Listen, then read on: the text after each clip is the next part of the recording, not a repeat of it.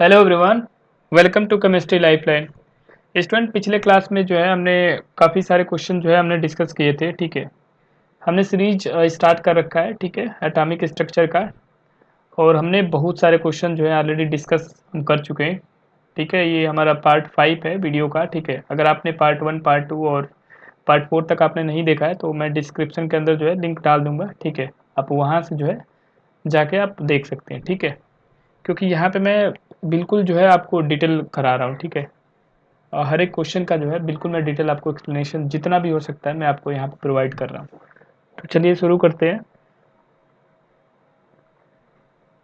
Question number 57। Question पढ़ते हैं पहले।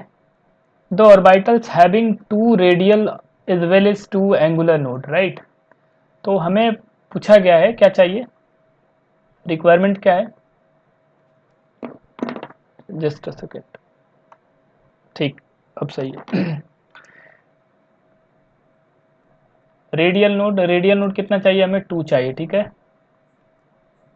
एंगुलर नोड, एंगुलर नोड भी हमें कितना चाहिए, 2 चाहिए, राइट। ओके, तो हम देख लेते हैं ना रेडियल नोड का फॉर्मूला। अगर आपको पता हो तो रेडियल नोड का फॉर्मूला जो होता है आपके पास वो क्या होता है, n minus L minus one, है ना। और एंगुलर नोड की अगर आप बात करो तो वो तो अजूमथल क्वांटम नंबर के इक्वल ही होता है, एल के इक्वल होता है ना, राइट। तो बस हमें निकाल लेना है। तो अगर मैं 3p की बात करूँ, सबसे पहले मैं ऑप्शन ए चेक करता हूँ। ठीक है, 3p की अगर मैं बात करूँ तो सबसे पहले मैं रेडियल नोड निकालता हूँ। ठीक है, तो देखो रेडियल नोड कैसे हम निकालेंगे, n minus L minus one, right. n क्या है आपका प्रिंसिपल क्वांटम नंबर, तो n की वैल्यू कितनी है, 3 हो गई ना। और यहाँ पे p ऑर्बिटल है ना, तो l की वैल्यू आपकी कितनी आ जाएगी, 1 ना। कि ये मैं आपको ऑलरेडी बता चुका हूँ। ठीक है, l इक्वल टू 0 1 2 3 4 ऐसे होता है, राइट। तो यहाँ पे जो सबशेल का जो होता है सिंबल वो आपका इसका कितना होता है, s होता है, इसका p होता है, इसका d f, है ना, ऐसे होता है। क्लियर है ना। तो यहाँ पे p ऑर्बिटल है, p के लिए क्या है आपका 1 है, राइट। तो आप 1 यहाँ पे पुट कर दो, ये 1 है, कितना हो गया आपका, ये 1 आ गया ना। तो यहाँ पे तो 1 रेडियल नोड हो गया, हमें तो 2 चाहिए ना। तो क्या ये ऑप्शन होगा, बिल्कुल नहीं, इसको चेक करने की नीड ही नहीं है आगे। ठीक है ना। उसके बाद ये हम बी वाला चेक कर लेते हैं, 4d। यहाँ पे भी रेडियल नोड पहले निकालते हैं। ठीक है, यहाँ पे भी रेडियल नोड पहले निकालते हैं। यहाँ पे n minus L minus one, right. तो n है आपका कितना, 4 है। और आपकी l की वैल्यू यहाँ पे कितनी आ जाएगी, d है ना। तो l की वैल्यू आपकी कितनी आ जाएगी, 2 आ जाएगी। यहाँ पे आप 2 रख देना। ठीक है, तो 4 माइनस दिस इज 3 ना, दिस इज 1। तो अगेन यहाँ पे जो आपका रेडियल नोड है, ठीक है, वो आपका कितना आ गया, 4d के केस में अगर आप रेडियल नोड यहाँ पे आप देखो तो कितना आ गया आपके पास, 1 आ गया ना अगेन से, है कि नहीं। तो ये फिर से हमें इसको चेक करने की नीड नहीं है ना, क्योंकि हमें तो रिक्वायरमेंट इसकी है रेडियल नोड भी 2 होना चाहिए, एंगुलर नोड भी गलत हो गया आपका। फिर आप एक बार सी चेक कर लो, है ना, सी और डी चेक कर लो। 4f है, राइट। और यहाँ पे मैं डी भी चेक कर लेता हूँ। ठीक है, यहाँ पे ये 5d है आपका। ओके, तो यहाँ पे n minus L minus one, मैं पहले रेडियल नोट की बात कर रहा हूँ। ठीक है ना। तो 4 हो गया, एंड l की वैल्यू आपकी कितनी आएगी, यहाँ पे 3 आएगी ना इसके लिए। तो 3 माइनस वन कितना आ गया आपका, 4 माइनस फोर, दिस इज 0 ना। तो ये भी नहीं होगा, बस यही बच रहा है आपका, ये ऑप्शन डी सही हो जाएगा। बट आप एक बार निकाल लो, मैं डायरेक्ट निकाल रहा हूँ, 5 minus two minus one, right. तो 5 माइनस थ्री इक्वल टू कितना आ गया, 2। ये क्या आ गया आपका, रेडियल नोड आ गया। अगर हम एंगुलर नोड की बात करें यहाँ पे, तो वो तो आपका एजिमुथल क्वांटम नंबर के इक्वल होता है। यहाँ पे एजिमुथल क्वांटम नंबर क्या है जी, यही होता है ना सबशेल, यही तो है एजिमुथल क्वांटम नंबर। यहाँ पे एल की वैल्यू कितनी आ जाएगी, 2 आ जाएगी। तो यहाँ पे एंगुलर नोड भी आपका कितना आ गया, 2 आ गया। तो बस यही हमारा क्या है, करेक्ट आंसर है। ठीक है ना, ऑप्शन डी जो है बिल्कुल आपका करेक्ट आंसर है। बाकी जो है आपका ऑप्शन गलत है। ठीक है, आप यहाँ पे मार्क कर लो, ये वाला बिल्कुल आपका करेक्ट है। चलिए नेक्स्ट क्वेश्चन पे चलते हैं। क्वेश्चन है आपका, the correct set of quantum number for rubidium atomic number आपको दे रखा है 37। ओके, तो सबसे पहले आप क्या करो कि इसका आपको इलेक्ट्रॉनिक कन्फिग्रेशन आपको लिखना पड़ेगा, ठीक है, तभी तो हम निकाल पाएंगे ना। तो आपको पूरा इलेक्ट्रॉनिक कन्फिग्रेशन लिखने की भी नीड नहीं है। देखो आपको मालूम है ना, ये ग्रुप नंबर 1 में आता है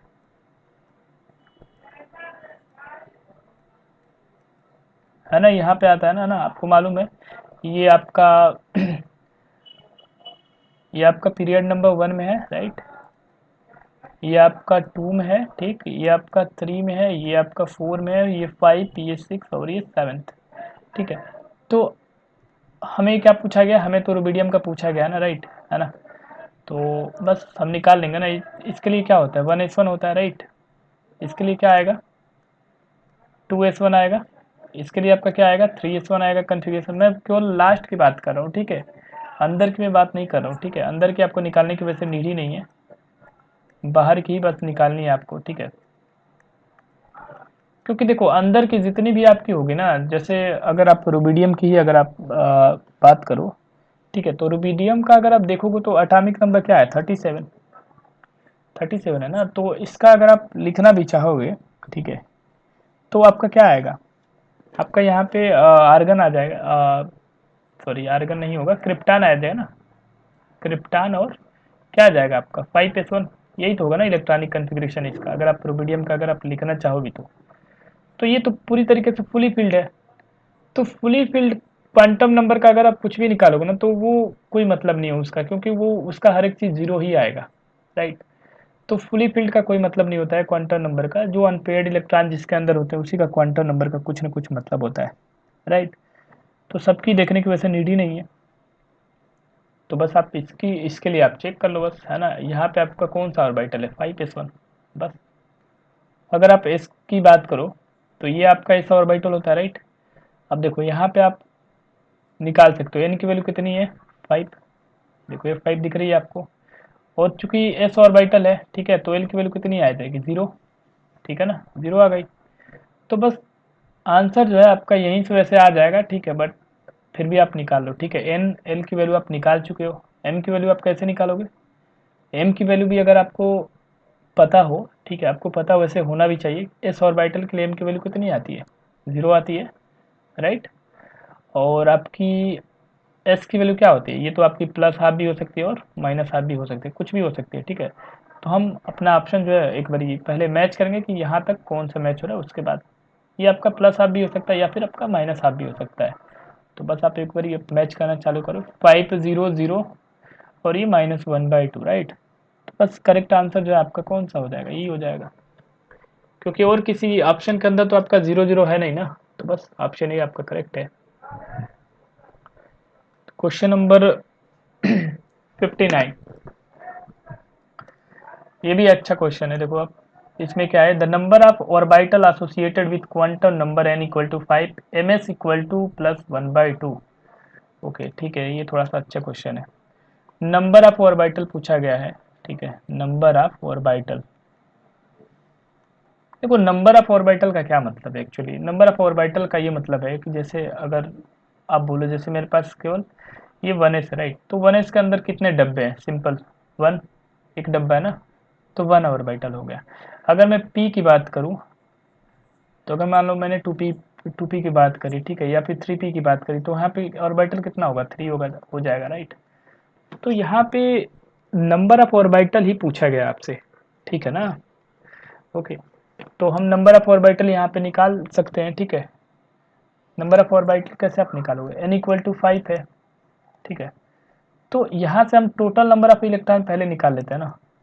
टोटल नंबर ऑफ इलेक्ट्रॉन कितना आ जाएगा आपका,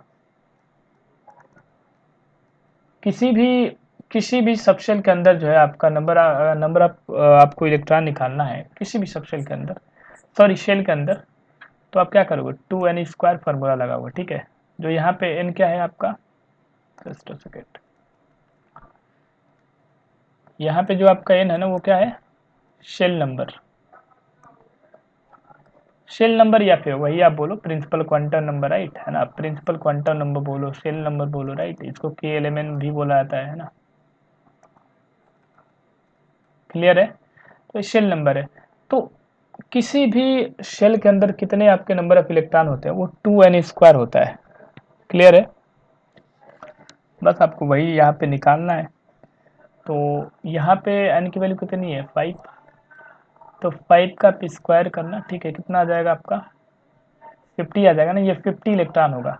अब 50 इलेक्ट्रॉन है तो सिंपल सा ये मतलब है, 50 इलेक्ट्रॉन है तो आपको मालूम है ना कि एक ऑर्बिटल के अंदर कितने इलेक्ट्रॉन होते हैं, 2 इलेक्ट्रॉन। तो यहाँ पे कितने ऑर्बिटल यूज हो रहे होंगे, 25 ऑर्बिटल ना, 25 ऑर्बिटल ही तो यूज हो रहे होंगे ना, क्योंकि 50 इलेक्ट्रॉन ही हमें फिल करना है। तो एक ऑर्बिटल के अंदर अगर 2 इलेक्ट्रॉन ऑक्युपाई हो रहा है तो ऑर्बिटल की कितनी नीड होगी, 25 ऑर्बिटल की नीड होगी। अब ये 25 ऑर्बिटल के अंदर भी यहाँ पे समझना पड़ेगा आपको कि इसके अंदर भी जो है ना, एस की वैल्यू प्लस हाफ वाली भी होती है और एस की वैल्यू माइनस हाफ वाली भी होती है, क्योंकि आप यहाँ पे देख रहे हो, यहाँ पे जस्ट अ सेकेंड, यहाँ पे आप देख रहे हो ध्यान से कि एक आपका क्या है, ये क्लॉकवाइज है और एक आपका क्या है, एंटी क्लॉकवाइज है, राइट। तो क्लॉकवाइज की आपकी हाफ हो जाएगी और इसकी माइनस हाफ हो जाएगी, है ना। तो आपका क्वेश्चन में अगर सपोज करिए आपका क्वेश्चन अगर ये भी होता ना, तो आंसर तब भी आपका यही आना है, ठीक है ना। तो यही कंसेप्ट है आपका, ठीक है, ऑप्शन 1 करेक्ट है। क्लियर है। क्वेश्चन नंबर 60 की बात करते हैं। क्वेश्चन नंबर 60 जरा आप पढ़िएगा यहाँ पे, the quantum number of 4 electron are given below. Okay, ये 1 है, ये 2 है, ये 3 है, ये 4 है। ओके, इसका एनर्जी इंक्रीजिंग ऑर्डर में लिखना है, राइट। तो बस यही है, अब बस इसका आप क्रिएट कर दो, है ना, क्योंकि क्वांटम नंबर आपने पढ़ा, ये क्वांटम नंबर की हेल्प से जो है आप पहले आप इसका पूरा जो है आप बना लो, है ना, ऑर्बिटल का जो भी आपका डिजाइनेशन होगा ना, पहले आप बना लो, फिर आप बाउ प्रिंसिपल के हिसाब से या फिर आप n+l के हिसाब से आप अरेंज कर लेना, ठीक है ना। तो देखो सबसे पहले मैं बनाता हूँ, n=4 है, l=2 है, और यहाँ पे ml क्या है, -2 है, और ms क्या है, -1/2 है। तो इसके लिए अगर आप बनाओगे तो कैसे आप बनाते हो, n की वैल्यू 4 है तो पहले आप 4 लिख दो, और l की वैल्यू क्या है, 2 है, यहाँ पे l की वैल्यू क्या है, 2 है, मतलब 2 क्या सजेस्ट कर रहा है, ये d ऑर्बिटल रहा होगा ना।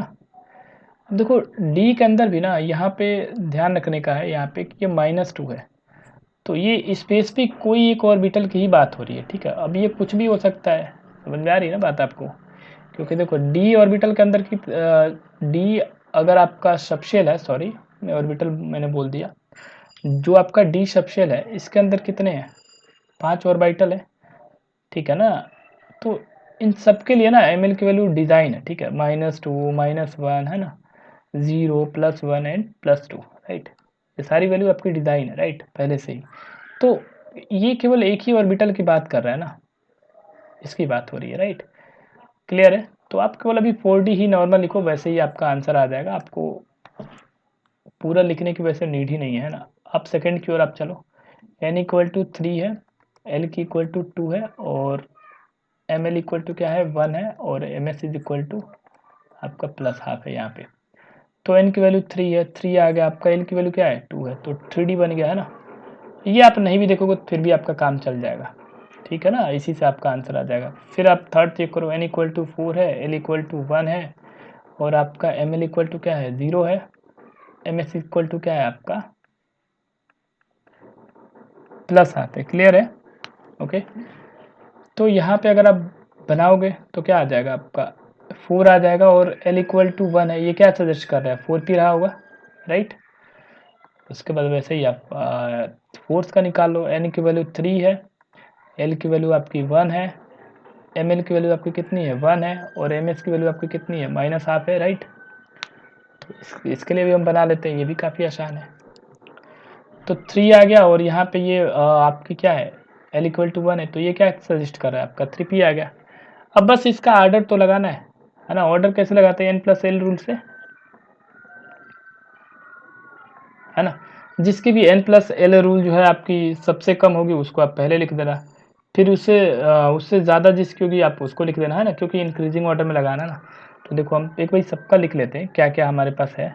तो 3D आ गया हमारे पास, 4p आ गया, ठीक है, और 4D भी है ना हमारे पास, और 3D, 4p, 4D and 3p, right. यही है हमारे पास। तो इसको बस इंक्रीजिंग ऑर्डर में लगाना है, तो बस लगा सकते हैं ना। देखो कैसे हम लगा सकते हैं। n प्लस आप एल रूल जो है आप सबके लिए आप अप्लाई कर सको। यहाँ पे n प्लस एल कितना आएगा आपका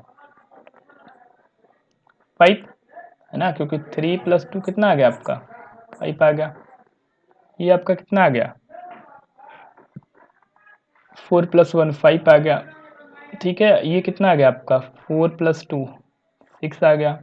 ये आपका कितना आ गया, मैं डायरेक्ट निकाल रहा हूँ, 3 प्लस 1 कितना आ गया आपका 4 आ गया, ठीक है। अब यहाँ पे भी आप थोड़ा सा ध्यान दीजिएगा, ठीक है। देखो सबसे कम एनर्जी की अगर हम बात करें, ठीक है, तो सबसे कम एनर्जी तो आपकी ये इसकी आएगी, क्योंकि ये कितनी आ रही है आपकी 4 आ रही है, कोई दिक्कत नहीं। उसके बाद ना इन दोनों का 5 आ गया, ठीक है। तो यहाँ पे थोड़ी सी आपको समझने की आवश्यकता है, ठीक है, कि यहाँ पे तो दोनों का 5 आ गया, फिर हम किसको प्रायोरिटी देंगे, ठीक है। तो अब ना n की वैल्यू देखी जाएगी। n की वैल्यू छोटी किसकी है, n की वैल्यू यहाँ पे किसकी स्मॉलर है 3 की ना। यहाँ पे n इक्वल टू क्या है 3 है, लेकिन ये इस केस में n की वैल्यू कितनी है 4 है। तो n की वैल्यू किसकी आपकी छोटी है, इस वाले की, है ना। तो एनर्जी भी कम किसकी होगी, इसी की होगी, है ना, लेस एनर्जी होगी। अब लेस एनर्जी किसके कंपैरिजन में होगी, इसके कंपैरिजन में होगी, 4p के कंपैरिजन में होगी, ठीक है। तो सबसे पहले तो आपका ये 3p का आएगा, बात समझ में आ रही है, ये तो 3p का होगा सबसे पहले। तो आप सबसे पहले 3p देखो, 3p कहाँ पे है, फोर्थ पे है ना। तो सबसे पहले ना आप ये फोर्थ लगाओ, ठीक है, सबसे पहले आप ये फोर्थ लगाओ। तो देखो फोर्थ जो है दो ही ऑप्शन के अंदर, ये ऑप्शन आपका कट गया ऑलरेडी, ठीक है, क्लियर है, ओके। अब बस उसके बाद देख लो, उसके बाद कौन सा आएगा, उसके बाद आप देखो, उसके बाद इन दोनों में से अगर मैं चेकआउट करूँ, जस्ट अ सेकेंड, मेरा पॉइंटर आपको नहीं दिख रहा होगा शायद। अब इन दोनों में से अगर मैं चेक करूँ, इन दोनों में से, ठीक है, तो इन दोनों में से एनर्जी ज़्यादा किसकी है, एनर्जी ज़्यादा जो है आपकी ये 4p की है। तो हमें तो सबसे पहले कम लिखनी है ना, कम कम, उसके बाद फिर ज़्यादा ना, इंक्रीजिंग ऑर्डर में लिखना है। तो उसके बाद क्या आ जाएगा आपका 3d आ जाएगा। तब 3d जो है किसके अंदर हमने निकाला हुआ था, ये पहला वाला केस है ना, सॉरी सेकंड वाला केस है, सॉरी ये सेकंड वाला केस है, राइट, है ना। तो फिर आपका सेकंड आ जाएगा। तो बस एक ही ऑप्शन ही मैच हो रहा है, बस टिक कर दो इसको, ठीक है, क्लियर है। आप ऐसे अप्रोच कर सकते हो। देखो ये इतना टाइम नहीं लगेगा, मैं आपको डिटेल में थोड़ा एक्सप्लेन कर रहा हूँ, इस वजह से थोड़ा सा ज़्यादा टाइम लग रहा है, बट ये आप 1 मिनट से भी कम में आप निकाल सकते हो, क्लियर है। चलिए आगे चलते हैं। The number of subshell associated with n equal to 4 and m equal to -2 quantum number is. Again ये भी आसान सा क्वेश्चन है आपका। नंबर ऑफ सबशेल की बात करी गई है यहाँ पे। सबशेल आप समझ रहे हो ना, सबशेल क्या होता है, SPDF जो है आप ये देख रहे हो, ये सारे क्या है सबशेल ही है, राइट। और इसके अंदर जो डब्बे बने होते हैं ना, वो क्या होते हैं, ऑर्बिटल होते हैं, ठीक है ना। और डब्बों के अंदर जो संख्या होती है अजाइन, वो आपकी क्या होती है ml की वैल्यू होती है, और ठीक है। और ml के अंदर जो आपके इलेक्ट्रॉन आपके फिल होते हैं ना, वो आपका स्पिन क्वांटम नंबर उनका होता है, ठीक है ना। पूरी कहानी आपको समझ में आ रही होगी, ठीक है। तो नंबर ऑफ सबशेल हमें निकालना है, किसके लिए, n इक्वल टू 4 दे रखा है कंडीशन, और m इक्वल टू क्या दे रखा है -2 दे रखा है, ठीक है। तो निकाल लेते हैं, ये भी काफ़ी आसान सा क्वेश्चन दे रखा है यहाँ पे। तो देखो आप n इक्वल टू 4 है, ठीक। तो देखो l की वैल्यू क्या क्या हो सकती है, 0 से लेके n-1, मतलब l इक्वल टू 0 से लेके कहाँ तक होना चाहिए 4-1 ना। तो 0 से लेके 3 तक होना चाहिए। कौन कौन सी वैल्यू आ गई आपकी 0, 1, 2 और 3, ठीक। अब ये जो 0 है वो इस ऑर्बिटल को रिप्रेजेंट करता है, ये आपका p ऑर्बिटल को रिप्रेजेंट कर रहा है, ये आपका d को रिप्रेजेंट कर रहा है, और ये f को रिप्रेजेंट कर रहा है, क्लियर है। तो ये सारी चीज़ें आपकी आएंगी यहाँ पे। l की वैल्यू से हमें ये मालूम चला।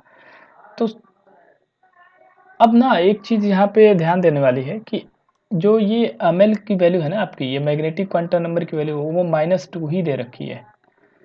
तो आपको ये भी समझना पड़ेगा कि एम की वैल्यू जो है क्या क्या हो सकती है पॉसिबल। तो देखो एम की वैल्यू अगर हम निकालें एस ऑर्बिटल के लिए तो हमेशा क्या होती है, जीरो।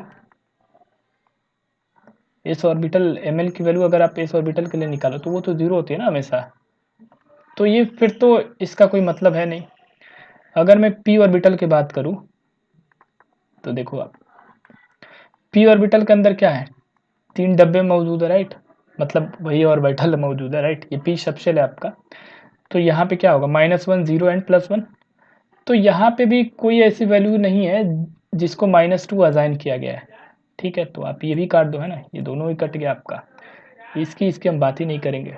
अब हमारे पास डी और एफ ऑर्बिटल बचेगा, ठीक है। उसी के अंदर जो है आपका एक एक आएगा, ठीक है। मैं आपको दिखा भी देता हूँ। डी ऑर्बिटल देखो आप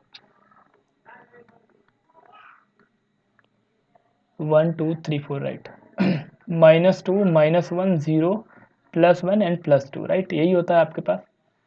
तो हमें दिया गया है क्या, कंडीशन है ml इक्वल टू -2। क्या इसमें ml इक्वल टू -2 आएगा, बिल्कुल। तो यहाँ पे एक ऑर्बिटल यहाँ पे आपका आ गया, ठीक है, क्लियर है। लेकिन हमारे पास तो ये वाली भी पॉसिबिलिटी है ना, इसके अंदर क्या आ गया, एक आपका ऑर्बिटल आ गया। अगर आप एफ की बात करो ना तो इसके अंदर भी एक आएगा, वो भी आप देख लो।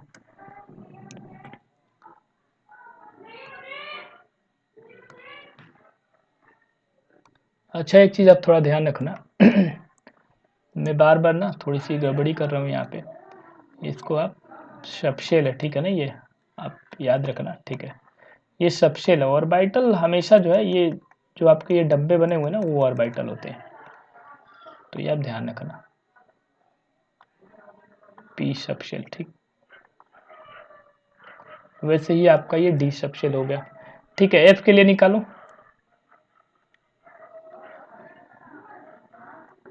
तो एफ के अंदर जो है आपकी नंबर ऑफ ऑर्बिटल कितनी आएंगी, 7, 1 2 3 4 5 6 हुआ भी ना, 7 हो गया, ठीक है। तो आप यहाँ से निकालो -3 -2 -1 0 +1 +2 एंड +3, ठीक। तो बस यहाँ पे भी अगर आप देखो ध्यान से तो ये वाली ऑर्बिटल जो है आपकी किसके लिए असाइन की गई है, ml इक्वल टू -2 के लिए। तो यहाँ पे भी एक ऑर्बिटल आ गया आपका, तो एक ये है और आपका एक ये है, तो कितना ऑर्बिटल आ गया टोटल, तो आपका ये 2 आ गया। अब ये काफ़ी टाइम लग रहा है मुझे करने में, ठीक है, बट यहाँ पे मैं आपको समझा रहा हूँ, इस वजह से टाइम लग रहा है। ये आप 1 मिनट से भी कम में आप निकाल सकते हो, ठीक है, अगर आपका कंसेप्ट क्लियर हो तो। यहाँ पे मैं आपको कंसेप्ट ही ज़्यादा सिखाऊंगा। उसके बाद क्या है, उसके बाद क्वेश्चन पढ़ते हैं। The value of magnetic quantum number of the outer most electron of Zn plus ion is okay. Zinc की अगर हम बात करें, ठीक है, तो जिंक का एटॉमिक नंबर क्या होता है, 30। इलेक्ट्रॉनिक कन्फिग्रेशन क्या होता है जी इसका, आर्गन 3d10 4s2, है ना, क्लियर है, यही होता है ना। तो आउटर मोस्ट की बात करी गई है, ठीक है। अच्छा आउटर मोस्ट अभी छोड़ते हैं, पहले जिंक प्लस बनाते हैं, ठीक है, क्योंकि हमें तो जिंक प्लस का पूछा गया है। पहले हम जिंक प्लस बना तो ले, तो जिंक का है केवल, है ना। तो जिंक प्लस बनाने का क्या मतलब है, यहाँ से एक इलेक्ट्रॉन को गायब करना है राइट, यहाँ से आप एक इलेक्ट्रॉन गायब कर दो, 3d10 ये 4s1 हो गया होगा, क्लियर है। तो देखो यहाँ पे ध्यान से थोड़ा पढ़ना आप, the value of magnetic quantum number, मतलब किसकी वैल्यू निकाली है, ml की वैल्यू, ठीक है ना। Number of the outer most electron of zinc plus, तो आउटर मोस्ट में कौन है, यही है। और वैसे भी इसका कोई मतलब नहीं है क्वांटम नंबर का, बात समझ में आई ना, ये फील्ड है ऑलरेडी। तो वही क्वेश्चन घुमा घुमा के पूछ रहा है, ऐसा क्वेश्चन अभी हमने किया हुआ है। तो बस ये क्या है आपका 4s ऑर्बिटल है, कैसा ये रहा होगा, ये है s ऑर्बिटल आपका, इसके अंदर क्या है, एक इलेक्ट्रॉन है, तो एक इलेक्ट्रॉन है, ठीक है ना। अब यहाँ पे हमें क्या पूछा गया है, यहाँ पे आपको आप हर एक चीज़ वैसे निकाल दो, एन की वैल्यू आपकी क्या आ जाएगी, 4 आ जाएगी, है ना। आपकी एल की वैल्यू क्या आ जाएगी, आपकी एल की वैल्यू 0 आ जाएगी, है ना। एम और एम एल की वैल्यू आपकी क्या आ जाएगी, 0 आ जाएगी, और एस की वैल्यू आपकी क्या हो सकती है, प्लस आप या फिर माइनस आप, है ना। तो आपको रिक्वायर्ड क्या था, आपको रिक्वायर्ड तो यही था, है ना। तो आपको एम एल की वैल्यू पूछी गई थी ना, बात समझ में आ रही है ना, एम एल की वैल्यू आपसे पूछी गई थी, तो आपका आंसर जो होगा यहाँ पे 0 आ जाएगा, क्लियर है ना, चलते हैं, ठीक है। क्वेश्चन नंबर 63 देखना आप जरा। The figure that is not a direct manifestation of quantum nature of atom is okay. ठीक है, मतलब ये क्वेश्चन ये कह रहा है कि ये जो आपको चारों फिगर यहाँ पे दे रखे हैं आपको, ठीक है, इसमें से डायरेक्ट रिलेशनशिप जो है कौन सा जो है आपको नहीं दिखा रहा है, किससे? क्वांटम नेचर ऑफ लाइट से, राइट। ओके, तो यहाँ पे थोड़ा सा आपको पता होना चाहिए वैसे। अगर मैं क्वांटम नेचर ऑफ लाइट की बात करूँ, ठीक है, क्वांटम नेचर ऑफ लाइट की बात करूँ, क्वांटम नेचर ऑफ लाइट जो है क्या क्या एक्सप्लेन करता है, आपको मालूम है ना, प्लैंक क्वांटम थ्योरी जो आई थी, जो प्लैंक क्वांटम थ्योरी आपकी आई थी, है ना, 1905 या फिर 1910 के अराउंड आई थी, ठीक है। तो ये किसको रिप्रेजेंट करता है? पार्टिकल नेचर को, राइट। पार्टिकल नेचर को इन्होंने एक्सप्लेन किया था, और अटामिक स्ट्रक्चर वगैरह भी इन्होंने एक्सप्लेन किया था। Atomic atomic spectra, not structure, atomic spectra, है ना, जैसे हमने पढ़ा है ना, अब्जॉर्प्शन स्पेक्ट्रा, इमिशन स्पेक्ट्रा वगैरह, राइट।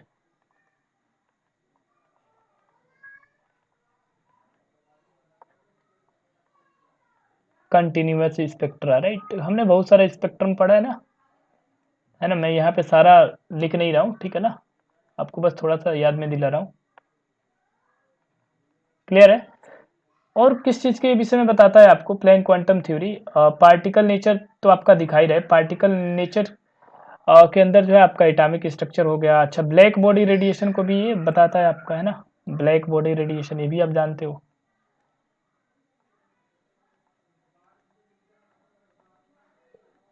ओके, एंड फोर्थ जो है आपका एक इफेक्ट आपने पढ़ा था, फोटो इलेक्ट्रिक इफेक्ट, राइट, तो ये भी मैं यहाँ पे लिख देता हूँ। ये भी आपका पार्टिकल नेचर ऑफ लाइट को ही रिप्रेजेंट करता है, राइट। तो ये आप ध्यान रखो, ये तीनों जो चीज़ है ना, वो आपका पार्टिकल नेचर ऑफ लाइट दिखाता है, मतलब पार्टिकल का मतलब वही है क्वांटम नेचर ऑफ लाइट को, राइट। और उसके बाद फिर हमारे पास क्या आता था? वेव नेचर ऑफ लाइट, है ना, वेव नेचर ऑफ लाइट।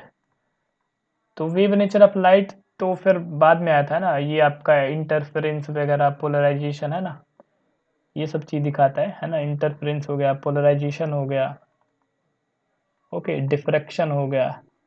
तो ये सब चीज़ यहाँ से एक्सप्लेन करा गया था, ठीक है। ठीक है, हम क्वेश्चन पे आ जाते हैं डायरेक्ट। क्वेश्चन हमारा बस नॉर्मल यही बोल रहा है कि इसमें से चारों ऑप्शन के अंदर से कौन जो है डायरेक्ट रिलेशनशिप नहीं रखता है क्वांटम नेचर ऑफ लाइट से, ठीक है। तो यहाँ पे देख रहे हो आप, यहाँ पे इंक्रीजिंग वेवलेंथ है, इधर से इधर आप जा रहे हो तो आपका वेवलेंथ क्या हो रहा है? इंक्रीज हो रहा है। और यहाँ पे उनका एब्जॉर्प्शन स्पेक्ट्रम दिखा रखा है, मतलब ये एटॉमिक स्पेक्ट्रा आपने किस में पढ़ा है? क्वांटम थ्योरी ऑफ लाइट में आपने पढ़ा हुआ है। तो उसने पूछा है कि कौन सा इसमें से डायरेक्ट रिलेशनशिप नहीं रखता है क्वांटम नेचर से, तो ये तो आपका नहीं होगा ऑप्शन। ये तो रख रहा है ना आपका, ये तो एक्सप्लेन किया जा रहा है। अच्छा, अगर आप इसको अगर आप थोड़ा सा देखो ना, तो मैं यहाँ पे आपको थोड़ा सा बता देता हूँ, जस्ट अ सेकंड। ये ग्राफ ऐसे है, आपको दिख नहीं रहा होगा थोड़ा, ये काइनेटिक एनर्जी है, ठीक है, kinetic energy of photo electron, right, इधर वाई एक्सिस पे, और एक्स एक्सिस पे आपका है फ्रीक्वेंसी ऑफ इंसिडेंट रेडिएशन। तो ऐसे ऐसे आपके कुछ ग्राफ बना रखे हैं, ठीक है। तो ये भी आपने पढ़ा हुआ है, किस में पढ़ा हुआ है? फोटो इलेक्ट्रिक इफेक्ट में पढ़ा हुआ है ना ये चीज़, राइट। तो ये भी आपका क्वांटम नेचर से ही रिलेटेड हुआ। ओके, अब ये थर्ड वाला ग्राफ है आपका। थर्ड वाला ग्राफ क्या बोल रहा है? तो देखो, अब मैं यहाँ पे बना देता हूँ, ठीक है, वहाँ पे देखने में थोड़ी सी आपको दिक्कत हो रही होगी, just a second.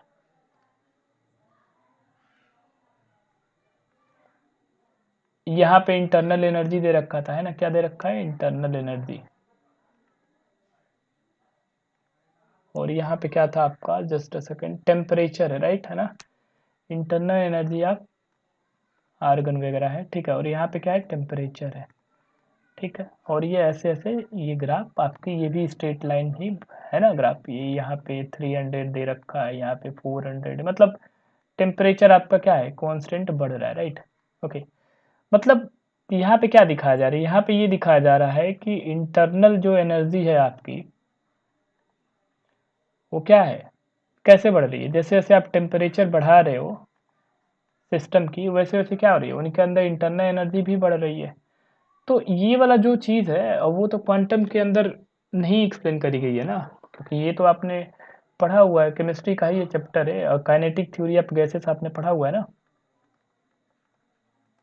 Kinetic theory of gases. अब अगर कोई गैस है, आप खुद सोचो, अगर आप कोई गैस है, ठीक है, अगर वहां पे आप टेम्परेचर आप इंक्रीज, कोई गैस है आपका, ठीक है, उसके अंदर पार्टिकल कैसे होते हैं जी, ऐसे, राइट, मतलब काफ़ी स्पेस उनमें रहा होता है, राइट। जैसे ही आप यहाँ पे टेम्परेचर आप इंक्रीज करते हो आप, तो इनमें क्या होता है, बहुत ही रैंडम मूवमेंट होता है, ऐसे ऐसे करके, है ना, क्लियर है। तो रैंडम मूवमेंट होने लगता है, रैंडम मूवमेंट से क्या होगा, इनकी इंटरनल एनर्जी क्या होगी, इंक्रीज हो जाएगी, है कि नहीं, है ना। तो ये वाला जो है ना आपका, ये वाला जो दे रखा है पॉइंट, ये क्वांटम से रिलेटेड नहीं है, ठीक है। तो आपका करेक्ट आंसर कौन सा हो जाएगा, करेक्ट आंसर जो होगा वो आपका ऑप्शन सी होगा, ठीक है। फिर भी आप ऑप्शन डी एक बार आप देख लो, ठीक है, आप कंसेप्ट समझने के लिए। ऑप्शन डी में क्या है कि intensity of black body radiation, और यहाँ पे वेवलेंथ दे रखा है एक्स एक्सिस पे, और यहाँ पे वाई एक्सिस पे आपका इंटेंसिटी दे रखा है। तो ये भी ब्लैक बॉडी रेडिएशन है, ठीक है। ब्लैक बॉडी रेडिएशन का भी थोड़ा सा मैं आपको बता देता हूँ यहाँ पे क्या होता है।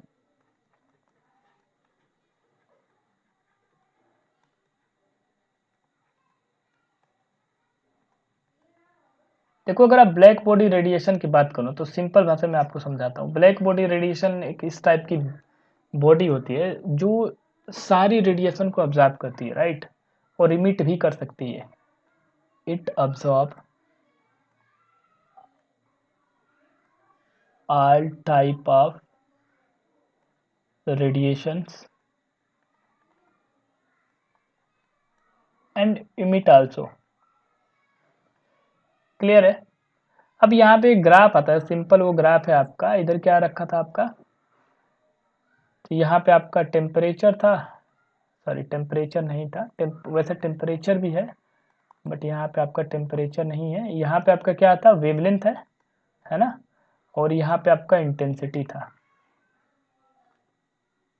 क्लियर है। यही है, आप एक बार यहाँ पे आप चेकआउट भी कर सकते हो, ठीक है ना, वेवलेंथ और इंटेंसिटी ऑफ रेडिएशन है, ठीक है ना। तो ऐसे करके कुछ ग्राफ होता है आपका, ठीक है। थोड़ा ग्राफ सही नहीं बना पा रहा हूँ मैं, है ना, बट आप समझो फिर भी। अब ये ना मान लो कि आप ये T2 पे है, ये T1 पे है, ठीक है। तो T2 यहाँ पे T1 से मान लो कि आप ग्रेटर है, राइट। तो जैसे ही आप यहाँ पे टेम्परेचर बढ़ाओगे ना, ठीक है, टेम्परेचर जैसे ही आपने बढ़ाया तो क्या होगा कि इंटेंसिटी भी आपकी क्या हो रही होगी, बढ़ रही होगी। इंटेंसिटी भी आपकी क्या हो रही होगी, बढ़ रही होगी। जैसे ही इंटेंसिटी बढ़ेगा, इंटेंसिटी बढ़ने का क्या मतलब है कि एनर्जी जो रहा होगा वो आपका बढ़ रहा होगा, बात समझ में आई। और एनर्जी जो है आपका क्या होता है, इन्वर्सली प्रोपोर्शनल होता है लेमडा के, है ना, पढ़ा हुआ है आपने। जैसे ही एनर्जी बढ़ा, आपका ये वेवलेंथ क्या हुआ, डिक्रीज हुआ, है ना। तो यही ग्राफ है, ठीक है ना, बात समझ में आ रही है ना। बस यही ग्राफ है और कुछ इसके अंदर ग्राफ नहीं है। अगर आप T2 की बात करो यहाँ पे, जस्ट अ सेकेंड, ये आपका क्या है, T2 है। तो इसके लिए आपका वेवलेंथ ये आ रहा है, राइट। अब देखो इसकी इंटेंसिटी क्या है, यहाँ पे है। इसकी इंटेंसिटी क्या है, यहाँ पे। इसकी इंटेंसिटी क्या है, कम है ना। तो इसका वेवलेंथ जो है थोड़ा ग्राफ गड़बड़ बनाया हुआ है ना मैंने, है ना। तो इसका अगर आप मैक्सिमम मिनिमा देखोगे ना, तो वैसे बीच में से बिल्कुल निकाला जाता है, ठीक है। थोड़ा सा ग्राफ मैंने इधर उधर बना दिया है, ठीक है। तो इसका कुछ इधर आएगा, ठीक है ना। समझ में आ रही है, मतलब कहने का ये मतलब है कि जैसे ही आप एनर्जी बढ़ाओगे, ठीक है, इंटेंसिटी आपकी क्या होगी, बढ़ेगी, है ना। इंटेंसिटी कब बढ़ी है, अगर आपने टेम्परेचर बढ़ाया हुआ है तो भी आपकी इंटेंसिटी बढ़ेगी, क्योंकि देखो आप T2 की क्या है, इंटेंसिटी काफ़ी ज़्यादा है, ठीक है ना, इंटेंसिटी आपकी T2 की ज़्यादा है। और अगर इंटेंसिटी बढ़ी तो उसकी एनर्जी बढ़ रही होगी, उसकी वेवलेंथ क्या आ रही होगी, कम आ रही होगी, ठीक है ना। तो ये जो है ना T2 की जो है ये थोड़ी सी ज़्यादा आएगी, इधर आएगी, ठीक है, T1 की, सॉरी, ठीक है ना। और ये आप T2 की है, क्लियर है। बस यही है ब्लैक बॉडी रेडिएशन, ठीक है। चलते हैं आगे। क्वेश्चन नंबर 64, ठीक है, पढ़ते हैं एक बार इसको। The radius of third Bohr orbit of hydrogen atom is R3, okay. The radius of fourth Bohr orbit is R4, then okay, relationship निकालना और क्या। तो हमें Rn radius of nth orbit का फॉर्मूला याद है, क्या होता है, R not N square by Z, right. ये होता था ना यहाँ पे, क्लियर है ना। तो बस यहाँ पे बस हमें किसका निकालना है, पहले हम R4 का निकाल लेते हैं ना, थर्ड ऑर्बिट का निकालते हैं। तो यहाँ पे n की वैल्यू क्या है, थर्ड ऑर्बिट के लिए निकालनी है और हाइड्रोजन के लिए निकालनी है, तो z की वैल्यू क्या रखनी पड़ेगी आपको, 1। तो मैं यहाँ पे थर्ड ऑर्बिट के लिए निकालता हूँ, R3 इक्वल टू क्या आएगा, आर नॉट, यहाँ पे n की वैल्यू कितनी रखनी है, 3 रखनी है ना, तो 3 का स्क्वायर बाई 1, राइट, कितना आ गया जी, 9 आर नॉट आ गया, राइट है ना, यही आ गया 9 आर नॉट, क्लियर है, यही आएगा।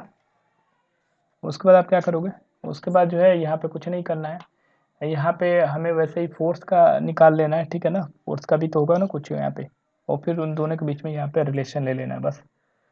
तो देखो R4 निकालो, R4 is equal to R not N square by Z, okay. तो radius of fourth Bohr orbit, तो यहाँ पे क्या रखना है आपको, 4 रखना पड़ेगा ना, 4 का स्क्वायर, एंड ये तो आपका बन ही रहेगा, हाइड्रोजन के लिए निकाल रहे हैं हम, कितना आ जाएगा आपका 16 आ जाएगा, ठीक है, ये आपका कितना आ गया 16 आर नॉट आ गया, क्लियर है, ओके। अब बस इसके बीच में रिलेशनशिप हमें निकालना है बस, और तो कुछ करना नहीं है यहाँ पे। तो देखो निकाल लेते हैं यहाँ पे, R3 बाई R4 मैं निकालता हूँ, ठीक, R3 बाई R4 निकाल लेता हूँ। तो R3 कितना है आपका 9 आर नॉट बाई R4 कितना है आपका 16 आर नॉट, इससे कैंसिल आउट हो गया, ठीक है ना। तो R4 ही मैं निकाल देता हूँ ना, R4 की बात बार बार करी गई है, चलो R3 पहले निकाल देता हूँ मैं। तो R3 इक्वल टू कितना आएगा 9 बाई 16 R4, राइट। अब यहाँ पे तो R4 के टर्म में यहाँ पे दे रखा है, तो यहाँ पे आप R4 के टर्म में आप कन्वर्ट कर लो, R4 इज इक्वल टू क्या आ जाएगा, इधर आ गया ना 16 R3 बाई 9 आ गया ना, तो ये वाला आपका रिलेशनशिप जो होगा वो बिल्कुल करेक्ट होगा, 16 बाई 9 R3। तो कौन सा होगा आपका ऑप्शन, 16 बाई 9 R3 है ना। 65 क्वेश्चन में 65 पढ़ते हैं यहाँ पे, electromagnetic radiation of wavelength 663 nanometre just sufficient to ionise the atom of metal से the ionisation energy of metal A in kilo joule per mole is, okay. तो आपको आयनाइजेशन एनर्जी आपको निकालना है, आयनाइजेशन एनर्जी का क्या मतलब है, सिंपली हमें एनर्जी निकालनी है, राइट। और आपको यहाँ पे वेवलेंथ दे रखी है, वेवलेंथ आपकी कितनी है 663 नैनोमीटर है, ठीक है। तो बस हम निकाल लेंगे, एनर्जी का फार्मूला क्या है आपके पास, E equal to H by lambda. अब यहाँ पे जो आपका वेवलेंथ है वो नैनोमीटर के अंदर है, ठीक है, तो इसको जो है आपको कन्वर्ट करना पड़ेगा, ठीक है। तो हमें मालूम होता है 1 नैनोमीटर इक्वल टू 10⁻⁹ मीटर ना, तो हम इसको पहले मीटर में कन्वर्ट कर लेंगे, तो it will be 663 into 10⁻⁹ metre, right. बस अभी अब आप इसको सॉल्व कर दो सिंपली, ये आपका प्लैंक कांस्टेंट है ना, इसकी वैल्यू आपकी ये वाली होती है, और स्पीड ऑफ लाइट आप जानते ही हो 3 इंटू 10⁸ मीटर पर second divided by lambda, lambda जो है आपका वो क्या है 663 इंटू 10⁻⁹ मीटर है, राइट। बस इसको सिंपल सॉल्व करना है आपको, और कुछ नहीं करना है यहाँ पे, ठीक है। तो देखो सेकंड से सेकंड आप कैंसिल कर दो, मीटर से मीटर आप कैंसिल कर दो, ठीक है, ओके। इसको आप कैंसिल कर दोगे, ये नीचे 100 आ जाएगा, राइट। तो आप इसको सॉल्व करना, ठीक है, इसको आपने सॉल्व किया होगा, तो ये आपका करीब करीब 3 इंटू 10⁻⁹ जूल आ जाएगा, ठीक। अब ये जो एनर्जी है ना वो जूल के अंदर आ रही है, राइट, लेकिन हमें जो एनर्जी चाहिए वो किसके अंदर चाहिए, किलो जूल पर मोल के अंदर। तो इसको पहले आप जो है किलो जूल में पहले कन्वर्ट कर लो, ठीक है। तो देखो 1 किलो जूल इक्वल टू क्या आएगा आपके पास 1000 जूल है ना, तो 1 जूल के अंदर कितना किलो जूल आ जाएगा आपका 1/1000 किलो जूल है ना। तो बस हमें ये जूल है ना, तो जूल से हमें कहाँ जाना है किलो जूल, तो हमें 1000 से डिवाइड करना होगा, तो 3 इंटू 10⁻⁹ बाई 1000, राइट। अब ये किलो जूल के अंदर हो गया, राइट, बट हमें किलो जूल पर मोल भी यहाँ पे चाहिए, ठीक है ना। ये अगर आप ध्यान से देखो तो किलो जूल पर मोल में भी चाहिए, राइट। तो क्या दिक्कत है, हम मोल में भी यहाँ पे कन्वर्ट कर सकते हैं ना, पर मोल में भी, क्या करेंगे यहाँ पे, आपको मालूम है 1 मोल में कितना होगा, Na पार्टिकल मतलब कि 6.022 इंटू 10 के पावर 23 पार्टिकल्स, राइट। ठीक है ना। अब हमें पर मोल में चाहिए ना, तो मोल को इधर लेके जाना पड़ेगा ना, तो 1 इक्वल टू क्या आ जाएगा आपका 6.022 इंटू 10 के पावर 23 डिवाइडेड बाई मोल, है ना। तो अब इसी को तो हम लोग लिखेंगे ना 6.022 इंटू 10 के पावर 23 पर मोल, है ना। तो बस अब आपका यहाँ पे आप क्या करोगे, इसको इससे मल्टीप्लाई कर देना बस सिंपली, क्योंकि 1 का वैल्यू क्या है, यही है। सिंपली आप इसको हटा के आप, क्योंकि हम यहीं पे डायरेक्ट कन्वर्ट कर देते हैं ना, है ना, क्योंकि आपको बता तो दिया गया। बस आप यहाँ पे 6.022 इंटू 10 के पावर 23 क्या आपको सिंपली मल्टीप्लाई करना है, यहाँ पे पर मोल आ जाएगा, ठीक है। और केजी तो पहले से था ही, मतलब किलो जूल, राइट। तो बस आप इसको सिंपली सॉल्व कर लेना, ठीक है। आप इसको सिंपली सॉल्व करो तो ये आपका आएगा 180.6 किलो जूल पर मोल, राइट। अब ये राउंड अप में लिखना है, ठीक है ना। आप अगर आप क्वेश्चन आप ध्यान से पढ़ोगे ना, तो यहाँ पे पूछा गया था कि rounded off to the nearest integer, तो आपका 180.6 आ रहा है ना, तो इसका अगर आप राउंडिंग करोगे तो ये आपका क्या आ जाएगा 181 आ जाएगा, ठीक है, 181 किलो जूल पर मोल, ठीक है। तो this is the right answer, ठीक है ना। चलिए आगे चलते हैं। एक और क्वेश्चन है, अब ये क्वेश्चन पढ़ते हैं जरा। ये क्वेश्चन क्या है हमारे पास, the ground state energy of hydrogen atom is 13.6 electron volt, the energy of second excited state of helium plus ion in electron volt is, okay. ये ग्राउंड स्टेट की एनर्जी दे रखी है आपको, किसके लिए, हाइड्रोजन एटम के लिए। सबसे पहले हम लिख लेते हैं यहाँ पे ground state energy of hydrogen atom, वो आपकी कितनी है 13.6 इलेक्ट्रॉन वोल्ट के अंदर दे रखा है। और हमसे पूछा जा रहा है energy of second excited state, right. अब सेकेंड एक्साइटेड स्टेट का क्या मतलब है, अगर मैं बात करूं second excited state, just a second,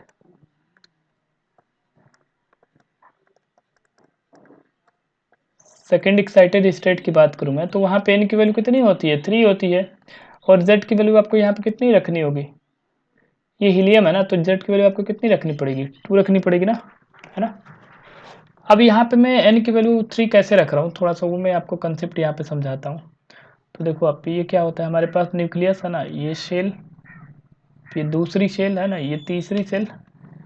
अब जैसे मान लो कि अगर हमने बोला कि कोई चीज़ जो है आपका ग्राउंड स्टेट से पहले एक्साइटेड स्टेट में जा रही है, राइट। तो ग्राउंड स्टेट से पहले एक्साइटेड स्टेट में जाने का क्या मतलब है, ये N1 से N2 जा रहा होगा, ये आपकी क्या है 1 है, ये आपकी 2 है, और ये क्या है 3 है। और सेकेंड एक्साइटेड स्टेट क्या आ रही होगी आपकी, ये यहाँ चला गया, यहाँ से अब कहाँ चला गया, यहाँ चला गया। तो जो देखो, जो ग्राउंड स्टेट है आपकी, ग्राउंड स्टेट जो होगा आपका हमेशा क्या होगा N1 से स्टार्ट होगा, N1 से कहाँ चला जाएगा N2 चला जाएगा, राइट। क्लियर, मतलब ग्राउंड स्टेट का मतलब ये कि वो N1 से स्टार्ट हो, राइट। अब ये सेकेंड एक्साइटेड स्टेट की बात करी गई है, मतलब वो N2 से कहाँ जा रहा होगा N3 जा रहा होगा, राइट। तो इस वजह से मैंने यहाँ पे N की वैल्यू क्या रखी है 3 रखी है, राइट। और बस सिंपल आप वहाँ पे एनर्जी का फॉर्मूला आपको मालूम ही है, एनर्जी इक्वल टू क्या होता है -13.6 Z square by N square, electron volt के अंदर आता है आपका आंसर, राइट। तो बस यहाँ पे सिंपली आपको वैल्यू बस पुट करना है, आपका आंसर यहाँ पे आ जाएगा। तो चलो पुट करते हैं -13.6, जेड की वैल्यू आपकी कितनी है यहाँ पे 2 का स्क्वायर आ जाएगा, है ना। हाँ, और एन का स्क्वायर भी आ जाएगा, 3 का आप स्क्वायर यहाँ पे कर देना, राइट। तो ये आपका आ गया 13.6 इंटू 4/9 आ गया, सिंपल, राइट। अब ये आपका आ गया, इसको आप सॉल्व कर लेना सिंपली, ठीक है। तो ये आपका आ जाएगा -6.04 इलेक्ट्रॉन वोल्ट, ठीक है। बस ये भी सवाल काफ़ी आसान सा सवाल था। तो यहाँ पे आपका करेक्ट आंसर कौन सा हो जाएगा, correct answer is -6.04 electron volt. चलिए नेक्स्ट क्वेश्चन पे आते हैं। अब ये क्वेश्चन ज़रा देखिए आप, ये भी क्वेश्चन काफ़ी इंपॉर्टेंट क्वेश्चन है। थोड़ा सा ये थ्योरेटिकल टाइप का क्वेश्चन पूछा गया, लेकिन बहुत ही बढ़िया क्वेश्चन है ये। चलिए पढ़ते हैं एक बार इस क्वेश्चन को भी। Which one of the following about an electron occupying the 1s orbital in hydrogen atom is incorrect? Okay, the Bohr radius is represented by a naught. Okay, ठीक है। तो सबसे पहले यहाँ पे कंसिडरेशन किसका किया गया है? हाइड्रोजन एटम के लिए। ठीक,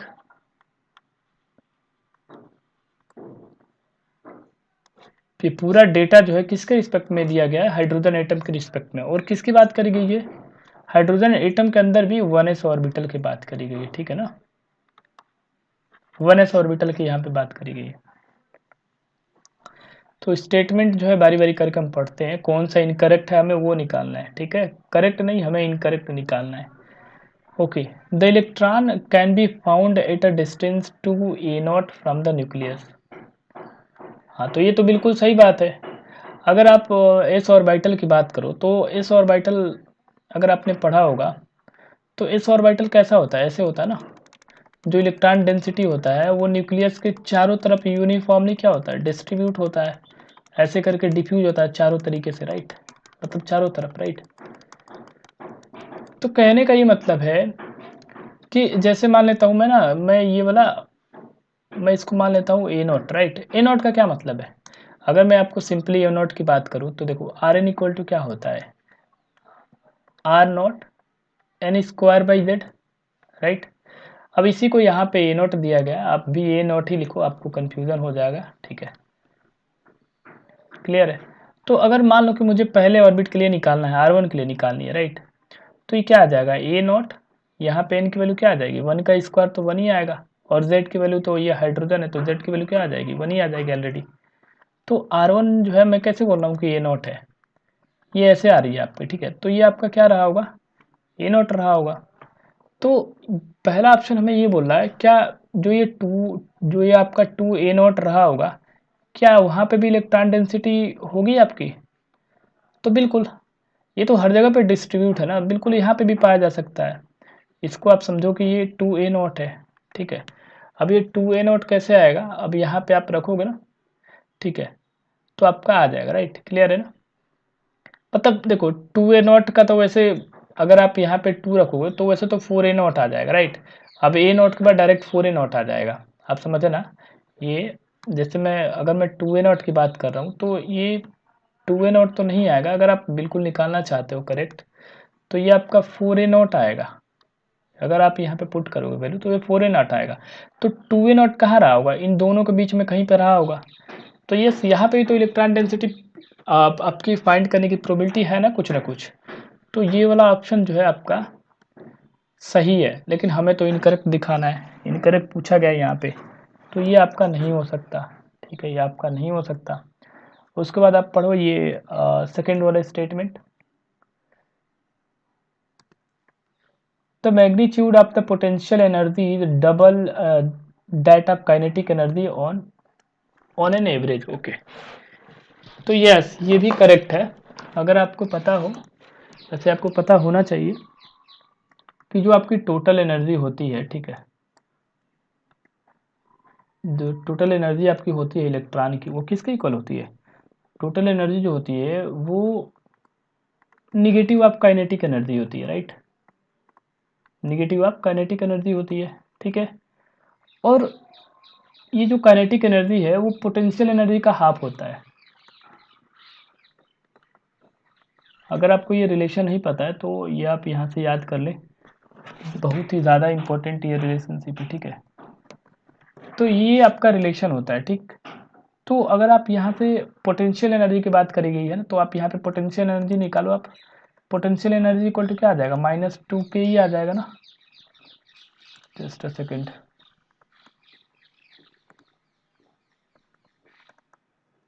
जो पोटेंशियल एनर्जी होगा वो क्या होगा? डबल होगा ना काइनेटिक एनर्जी का। देख लो, अब तो वही तो यहाँ पे लिखा गया है, अब ध्यान से पढ़ो। The magnitude of potential energy is double than that of kinetic energy on an average. बिल्कुल सही बात है। तो हमें इनकरेक्ट निकालना, ये भी नहीं हो पाएगा ऑप्शन में, राइट। नेक्स्ट पढ़ते हैं, the probability density of finding the electron is maximum at the nucleus. अब यहाँ पे एक चीज़ बोला जा रहा है कि जो आपका प्रोबेबिलिटी होगा न्यूक्लियस के अराउंड, ठीक है, मतलब न्यूक्लियस के आसपास जो आपकी प्रोबेबिलिटी डेंसिटी होगी इलेक्ट्रॉन को फाइंड करने के लिए, क्या वो मैक्सिमम रहेगी? तो बिल्कुल हाँ, इलेक्ट्रॉन जो है आपका न्यूक्लियस के, अगर आप बिल्कुल क्लोजर जाओगे ना तो वहाँ पे बहुत हाई चांसेस है, ठीक है, और ख़ास करके हाइड्रोजन एटम की अगर हम बात करें तो, ठीक है। तो ये वाला भी बिल्कुल करेक्ट हो गया, ये भी आपका नहीं हो सकता। अब एक ही ऑप्शन आपके पास बच रहा है, ठीक है, तो ये वाला ऑप्शन जो है आपका डी वाला बिल्कुल करेक्ट होगा। बट इसका भी जो है आप रीज़न समझ लो, ये क्यों गलत हुआ डी वाला, वो भी आप समझ लो। क्या लिखा गया है यहाँ पे, पढ़ो जरा आप। The total energy of electron is maximum when it is at distance A naught from the nucleus. ये बोला जा रहा है कि जो एनर्जी होगा, जस्ट अ सेकेंड, मैं नीचे ले लेता हूँ, एक मिनट। देखो आप, ये बोला जा रहा है कि ये आपका, सपोज करिए आप, ये आपका एटम हो गया, राइट, है ना। अभी आप ये समझिए कि ये ए नॉट हो गया, राइट, है ना, मतलब ये पहली ऑर्बिट हो गई, ठीक है, एन इक्वल टू 1 हो गया। तो ये कह रहा है कि इसके अंदर जो इलेक्ट्रॉन होगा ना, यहाँ पे सबसे ज़्यादा क्या होगा आपके पास, एनर्जी जो होगा ना वो मैक्सिमम होगा। तो ये क्या बात सही है? अच्छा, मैं एक और ऑर्बिट बना देता हूँ यहाँ पे ऐसे करके, ये एन इक्वल टू 2 है, ठीक है। आप यहाँ पे मान लो कि ये वैसे 2a नॉट तो नहीं है, मान लो ये 2a नॉट है, राइट, ओके। तो ये कह रहा है कि जो यहाँ पे एनर्जी होगी वो मैक्सिमम होगी, तो ये मैक्सिमम होगी, मैक्सिमम नहीं होगी ना, ये मिनिमम होगी ना। अगर आप देखो, आप खुद आप ये निकाल सकते हो वैसे। देखो एनर्जी इक्वल टू क्या होता है, अभी अभी हमने पढ़ा हुआ है, -13.6 Z square by N square, ठीक। अब आप खुद देखो कि जैसे मान लो मैंने यहाँ पे एन की वैल्यू 1 रखी, ठीक, खैर जेड की वैल्यू तो खैर आपकी 1 है ही है, कितनी आ गई आपकी -13.6, यहाँ पे आपकी 1 और यहाँ पे आपकी 1, कितनी आ गई आपकी -13.6 है। अब यहाँ पे मैं एन की वैल्यू 2 रखता हूँ और जेड की वैल्यू तो 1 है ही है, ठीक है। मैं आपको दिखा रहा हूँ कि एनर्जी जो है आपकी मिनिमम होती है, ठीक है, मैक्सिमम नहीं होती है यहाँ पे ए नोट पे। यहाँ पे आप क्या रखोगे, ये तो आपका 1 ही है, ये आपका 4 है ना। अब आप इसको डिवाइड करोगे तो ये आपका करीब करीब कितना आ जाएगा, -3.4 इलेक्ट्रॉन वोल्ट आ जाएगा ना, है ना ये चीज़। अब आप खुद देखो, ये अब ये मैक्सिमम है कि ये मैक्सिमम है, ये वाली वैल्यू मैक्सिमम है ना, ठीक है। और ये वाला जो लिया गया था वो ए नॉट डिस्टेंस पे था, और ये वाला किस पे लिया गया है, 2a नॉट पे है। तो ए नॉट पे जो लिया गया है वो आपका मिनिमम एनर्जी पे है, ठीक है। मैक्सिमम एनर्जी पे जैसे जैसे आप न्यूक्लियस से दूर जाओगे ना तो आपकी मैक्सिमम एनर्जी होती जाएगी, क्लियर है। तो बस ये वाला जो आपका ऑप्शन है वो गलत है, ठीक है, इनकरेक्ट है, हमने वो मार्क कर दिया है, ठीक है। चलिए क्वेश्चन नंबर 68 पे आ जाओ आप। Question number 68, the radius of second Bohr orbit for hydrogen atom is, okay. आपको क्या निकालना है, R2 निकालना है। क्या आपको निकालना है, R2 निकालना है। और आपको यहाँ पे प्लैंक कांस्टेंट की वैल्यू यहाँ पे दे रखी है, ठीक है, वो भी आपको थोड़ा सा देखना पड़ेगा। प्लैंक कांस्टेंट की वैल्यू है, ठीक है। मास ऑफ इलेक्ट्रॉन दे रखा है, ठीक है, चार्ज ऑन इलेक्ट्रॉन दे रखा है ना। परमिटिविटी या फ्री स्पेस है ना, उसकी वैल्यू आपकी दे रखी है, ठीक है। तो वैसे इन सब की वैसे नीड नहीं है, ठीक है, आपको कंफ्यूज करने के लिए दे रखा है। अब देखो हमारे पास जो फार्मूला होता है, जो रेडियस ऑफ nth ऑर्बिट का फार्मूला है वो क्या होता है जी, R not N square by Z. अभी अभी आपने पढ़ा हुआ है, राइट, है ना। तो यहाँ पे हमें R2 के लिए निकालनी है सेकंड बोर ऑर्बिट के लिए, तो हमने n की वैल्यू 2 रख दी, या आर नॉट है आपका, और यहाँ पे n की वैल्यू आप क्या रखोगे, 2 रखोगे ना। किसके लिए निकालना है, हाइड्रोजन के लिए निकालना है। तो z की वैल्यू क्या आएगी यहाँ पे 1, यहाँ पे आप सिंपल 1 पुट कर दो। R2 इक्वल टू क्या आ गया आपका 4 आर नॉट आ गया, राइट। अब यहाँ पे आर नॉट आपको पता होना चाहिए, आर नॉट आपकी क्या होती है 0.53 एंगस्ट्रॉम होती है, राइट। बस उसको भी यहाँ पे पुट कर देने का है आपको, ठीक है, और सिंपली मल्टीप्लाई करना है 4 इंटू 0.53 एंगस्ट्राम, राइट। तो आप सिंपल इसको सॉल्व कर लेना, कितना आ जाएगा आपका 2.12 एंगस्ट्राम आ जाएगी आपकी वैल्यू, ठीक है, क्लियर है। तो this is the right answer, right, D वाला आपका करेक्ट है बिल्कुल। काफ़ी आसान सा क्वेश्चन था ये भी। क्वेश्चन नंबर 69 आप देखिए, which which of the following is the energy of a possible excited state of hydrogen atom. अब इसमें से ये पूछा जा रहा है कि चार आपको ऑप्शन है और उसके अंदर ये पूछ रहा है कि एक्साइटेड स्टेट की एनर्जी कौन सी है। तो देखो ग्राउंड स्टेट की एनर्जी कौन सी होती है, सबसे पहले मैं फार्मूला लिखता हूँ, ठीक है। एनर्जी इक्वल टू क्या होता है, -13.6 Z square by N square, ये इलेक्ट्रॉन वोल्ट के अंदर होता है, राइट। अगर मैं ग्राउंड स्टेट की बात करूँ, ठीक है, वैसे ग्राउंड स्टेट की पूछी नहीं गई लेकिन फिर भी मैं निकाल रहा हूँ। ग्राउंड स्टेट की बात करूँ तो यहाँ पे एन की वैल्यू क्या होती है, 1 होती है। चूंकि ये हाइड्रोजन एटम के लिए पूछा जा रहा है यहाँ पे बार बार, तो जेड की वैल्यू हमेशा 1 रही होगी, राइट। इक्वल टू क्या आ जाएगी आपकी -13.6, ये आपका 1, ये आपका 1, तो कितना आ गया आपका -13.6। तो -13.6 तो आपका ये क्या है, ये तो ग्राउंड स्टेट है। अब एक्साइटेड स्टेट में अब आपका शुरू होगा, ठीक है। जैसे मान लो आपने n इक्वल टू 2 ले लिया, ठीक, तो E इक्वल टू आपने सेकंड की एनर्जी निकाली, जैसे मान लो कि सेकंड ऑर्बिट के लिए, ये तो आपका 1 ही रहना, ये आपका कितना हो जाएगा 2 2 जा 4 ना, तो ये आपका कितना आ गया -3.4 इलेक्ट्रॉन वोल्ट आ गया, राइट। आप n इक्वल टू 3 के लिए भी ऐसे निकाल सकते हो, है ना। E इक्वल टू, वैसे आपका आंसर आ चुका है अगर आप ध्यान से देखो तो, कितना आ जाएगा 3 का स्क्वायर कितना आ जाएगा जी, -1.5 आएगा ना, -1.5 इलेक्ट्रॉन वोल्ट के आसपास, है ना।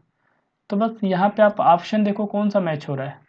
ये तो खैर ये तो फिर भी आपका ग्राउंड स्टेट है ना, इसकी तो कोई बात ही नहीं है ना।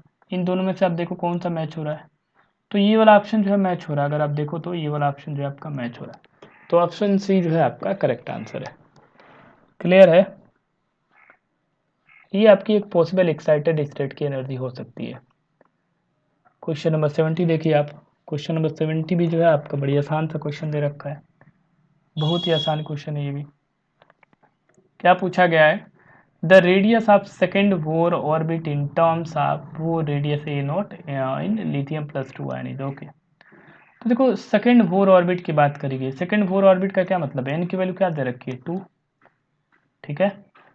अब यहाँ पे ना ये आपको इसके टर्म में निकालना है, ठीक है, इन टर्म्स ऑफ, इसको ध्यान देना आप, इन टर्म्स ऑफ वो रेडियस ए नॉट, ठीक है, इसी का टर्म में निकाल देते हैं। तो रेडियस ऑफ एनथ ऑर्बिट आपका क्या आएगा, आर एन इक्वल टू क्या होता है, आर एन लिखो या फिर आप ए नॉट लिखो, है ना। आप ए नॉट ही लिख लो क्योंकि इन्होंने ए नॉट माना हुआ है, तो आप ए एन लिखो, ए एन इक्वल टू क्या आएगा ए नॉट, है ना, N square by Z, right. यही होता है आपका रेडियस ऑफ एनथ ऑर्बिट का फार्मूला।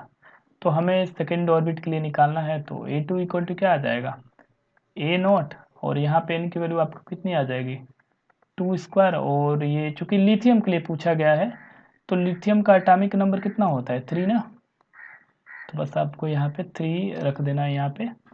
तो ए टू की वैल्यू आपको कितनी आ गई ए नॉट इंटू 4/3, राइट। तो ए टू इक्वल टू आपकी कितनी आ गई 4/3 A not, right, 4/3 4 A not by 3, right. तो बस एक ही आपका ऑप्शन दिख रहा है, ये टिक कर दो आप, है ना, बी वाला, ठीक है। तो काफ़ी आसान आसान से क्वेश्चन पूछे गए हैं, बेहद आसान क्वेश्चन है ये, ओके। अब ये क्वेश्चन जो है, ये क्वेश्चन बहुत ही बढ़िया क्वेश्चन है, ठीक है। ये क्वेश्चन आप देखो ध्यान से, इसमें बहुत सारे कंसेप्ट आपके कवर अप होने वाले हैं, खास करके जितने भी आपके फार्मूला है ना इस चैप्टर के अंदर, जो भारी भरकम फार्मूले हैं जो याद नहीं होते, ठीक है, वो यहाँ पे उसका कम्बिनेशन करके इस क्वेश्चन को डिज़ाइन किया गया है। तो आप इसको देखो ज़रा ध्यान से, मेरे साइड से ये ज़्यादा इम्पोर्टेंट है, ठीक है। देखो according to Bohr's atomic theory, okay. अब आपको ये 4 स्टेटमेंट दे रखे हैं, ठीक है। आपको क्या करना है, choose the most appropriate answer from the option given below. आपको आपको वैसे करेक्ट इसमें चूज करना है, ठीक है। 4 ऑप्शन आपको दे रखे हैं, चारों में से करेक्ट कौन कौन सा है ना, वो आपको चूज करना है। तो चलिए देखते हैं एक 1 बाई 1 करके, ठीक है। तो देखो आप सबसे पहला आप पढ़ते हैं, the kinetic energy of electron is kinetic energy of electron is directly proportional to z square by N square. तो देखो आप सिंपली जो काइनेटिक एनर्जी होता है वो आपका किसके इक्वल होता है, जो अभी अभी आप फार्मूला पढ़ रहे हो ये वाला -13.6 z square by N square, यही तो है ना काइनेटिक एनर्जी। बात समझ में आ रही है, यही तो है ना आपका काइनेटिक एनर्जी।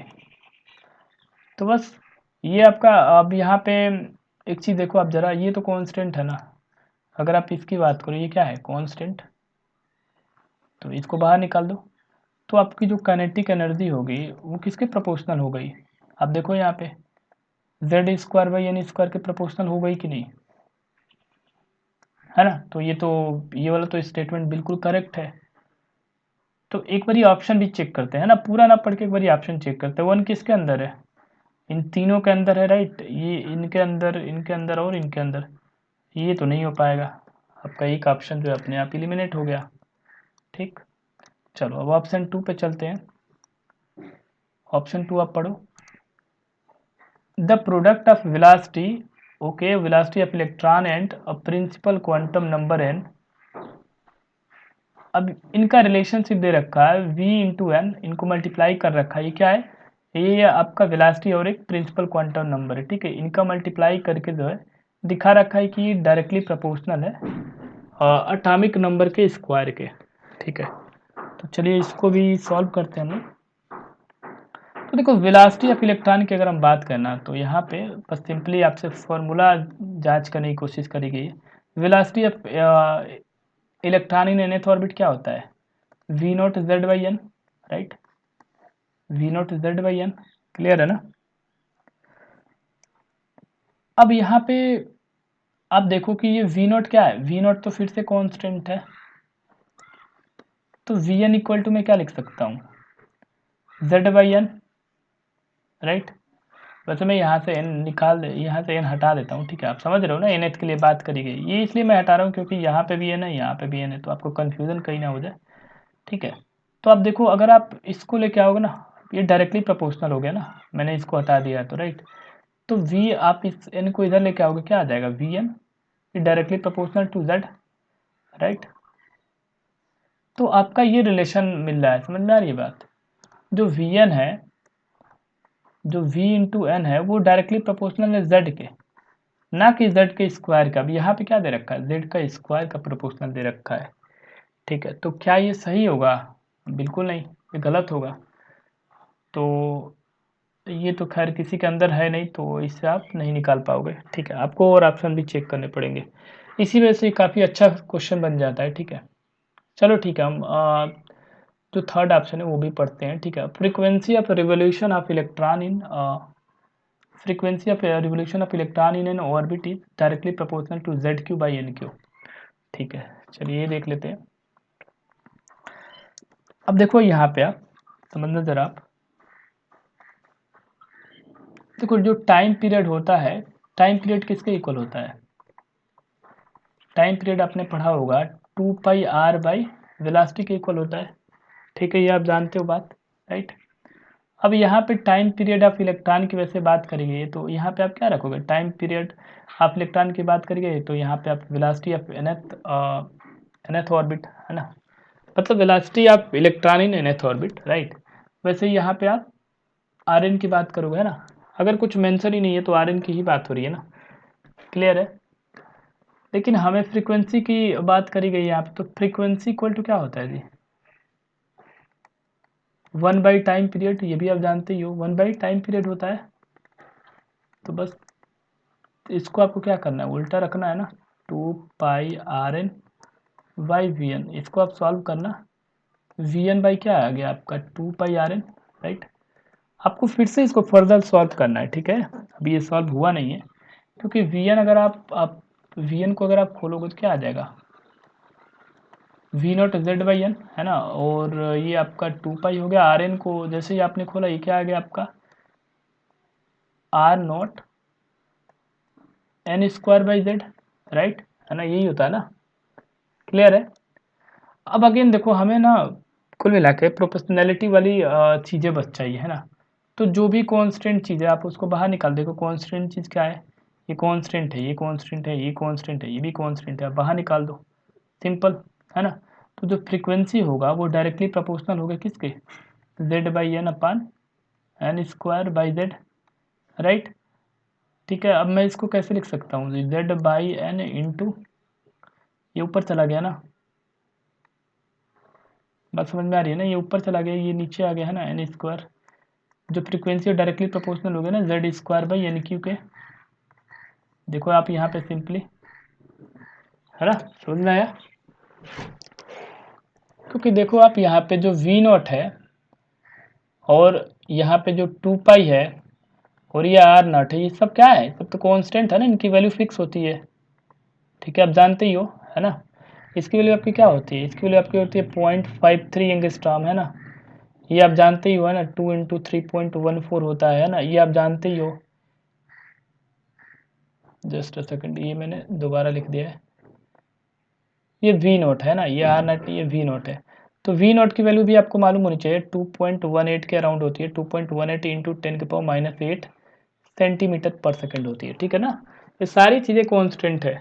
तो आपका यहाँ पे फ्रीक्वेंसी किसके प्रोपोर्शनल आ गया, एटॉमिक नंबर का square divided by N cube, principal quantum number का क्यूब, राइट। तो बस यहाँ पे है वो डायरेक्टली प्रोपोर्शनल है आपका Z square by N cube के, तो ये बिल्कुल सही है, ठीक है, क्योंकि मैंने चेकआउट कर लिया है, ये बिल्कुल सही है, ठीक है। तो यहाँ पे ही गलत दे रखा है, राइट। इसका ये मतलब है कि ये जो फोर्थ वाला है ना वो भी आपका नहीं होगा, सॉरी थर्ड वाला है वो भी आपका नहीं होगा, थर्ड जिसके अंदर है उसको आप काटा मार दो, ये भी नहीं हो सकता, ठीक है। अब आपका ये, अब दो ऑप्शन आपका केवल बच रहा है, ठीक है। आपका पहला तो सही है ना, अब आपको फोर्थ एक बार चेकआउट करना है, ठीक है। Coulombic force of attraction on the electron, देखो आप पढ़ो यहाँ पे, Coulombic force on attraction, Coulombic force of attraction on the electron is proportional to Z cube by N four, right. Principal quantum number है वो, ठीक है। तो इसको भी निकालना पड़ेगा हमें, चलिए आइए निकाल लेते हैं एक बार। तो देखो कूलम्बिक फोर्स की अगर हम बात करें तो सपोज करो आप, ये हमारे पास क्या है, एटम है, राइट, है ना। तो ये एटम है और ये न्यूक्लियस है, इस पे चार्ज क्या होता है, जेड होता है ना, और यहाँ पे आपका इलेक्ट्रॉन होता है ना ऑर्बिट के अंदर।